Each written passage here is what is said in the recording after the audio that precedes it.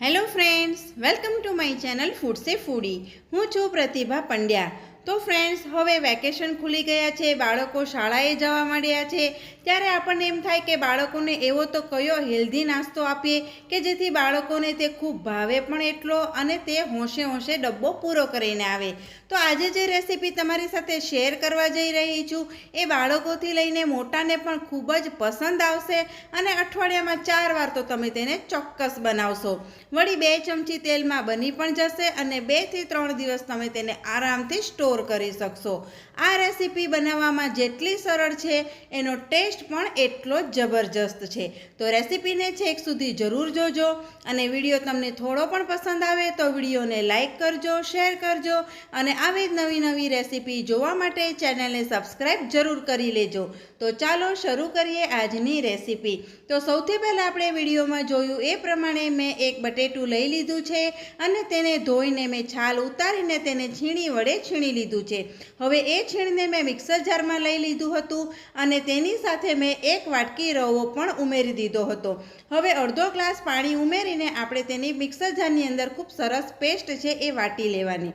હવે આપણે એક બીજી કડાઈની અંદર 2 ચમચી તેલ ગરમ કરીને તેની અંદર આપણે રાઈ અને જીરુંનો વઘાર કરીને 1.5 ગ્લાસ પાણી આપણે તેની અંદર ઉમેરી દેવાનું છે.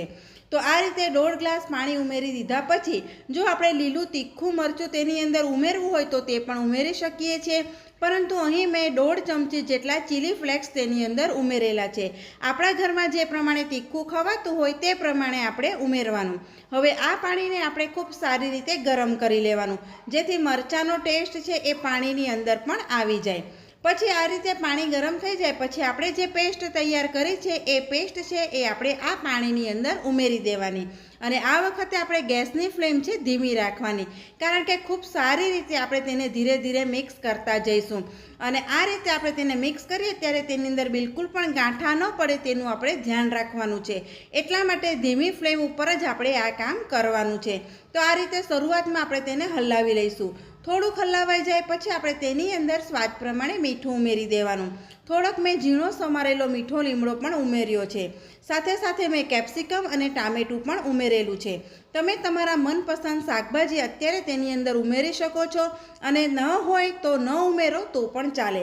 હવે મેં તેની અંદર 1.5 ચમચી જેટલો ચાટ મસાલો ઉમેરી દીધો છે. ચાટ મસાલાની જગ્યાએ તમારે જો તેની અંદર ચીલી ફ્લેક્સ છે, પછી પિઝા સિઝનિંગ મસાલો છે વગેરે જો તમારે ઉમેરવા હોય તો તે પણ તમે ઉમેરી શકો છો, પરંતુ ચાટ મસાલાથી પણ આનો ટેસ્ટ ખૂબ સરસ આવે છે. પછી આપણે તેને હલાવી લેવાનું અને આ રીતેનું મિશ્રણ આપણી પેનની સપાટી છોડી દે એ રીતેનું થાય ત્યાં સુધી આપણે તેને હલાવી લેવાનું છે અને પછી આ રીતેનું મિશ્રણ થઈ જાય પછી ગેસ બંધ કરીને આપણે તેને એક ડીશની અંદર લઈ લેવાનું છે અને હવે આપણે તેને ચમચીની મદદથી ફેલાવી દઈશું જેથી તે ફટાફટ ઠંડુ થઈ જાય. તો આ રીતે આપણે તેને ઠંડુ થવા દઈશું. તો ફ્રેન્ડ્સ, તમને જો મારી રેસીપી થોડી પણ પસંદ આવતી હોય તો વિડીયોને લાઈક કરજો અને ફેમિલી એન્ડ ફ્રેન્ડ્સમાં આવી નવી નવી રેસીપી અને નાસ્તાની રેસીપી જરૂર શેર કરજો. હવે આપણું મિશ્રણ છે એ ઠંડુ થઈ ગયું છે. હવે આપણે આ મિશ્રણમાંથી નાના નાના બોલ્સ વાળી લઈશું. જો બોલ્સ વાળવામાં તમને થોડીક તકલીફ પડે તો આપણે હથેળી ઉપર થોડુંક તેલ લગાવી દેવાનું, તો ખૂબ આરામથી આપણા બોલ્સ છે એ બધા બનીને તૈયાર થઈ જશે. બોલ્સ તમારે ન બનાવવા હોય તો આ જ મિશ્રણને ડીશની અંદર ખૂબ સારી રીતે આપણે પાથરીને તેના પીસ પણ પાડી શકીએ છીએ. તો આ રીતે આપણે બધા બોલ્સ છે એ તૈયાર કરી લીધા છે. તો હવે આપણે ફરીથી જઈશું ગેસ તરફ.